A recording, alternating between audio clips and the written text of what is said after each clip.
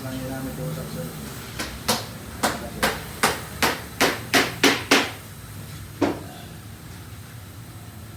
Ibisip lang yung gamit pa natin. Tapos, metal padding nyo. May plywood to sa yan, may plywood yan. Doon kumakapit yung parang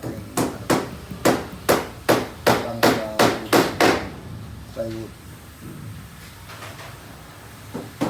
Tawag ito guys, cladding to. Wall cladding.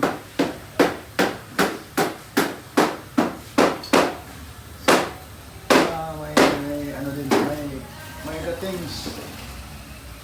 Ayan yung kasi. Ayun dito ka lang.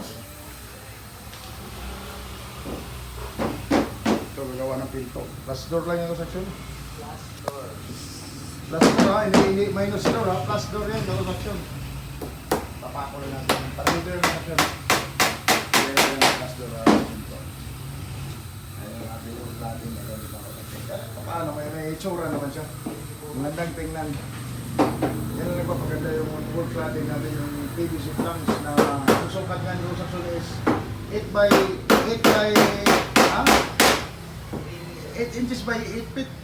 Ang haba niya ng section 8 feet. 8 feet ba yan bro? 8 feet ang haba no? Tapos ang lapad niya 8 pulgada. At 10 feet pala ito section 10 feet ang haba. Tapos 8 ang lapad. 8 inches. Alam mo kaway yung section pero ano ito section plastic lang yan. PVC ba? PVC.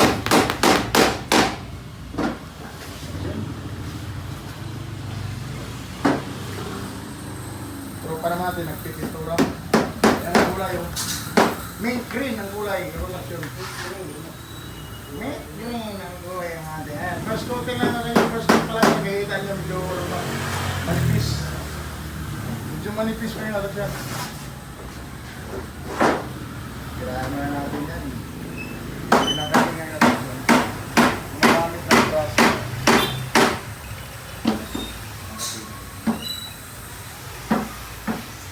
Isa kasama din. Ang pagkita niya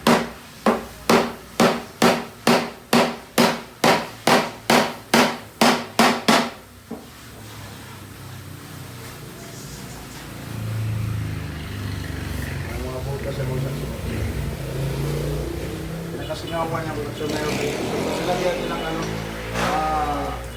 ito ang tawag nito pre? Ducting, ginawa ng ducting para sa init, buga. Tapos nilagyan ng, binulutan din ng isolation. Isolation to. Parang foam lang sa isolation, parang foam lang ba, pero mayroon siyang sakin. Hindi siya double, single lang, single, ayan.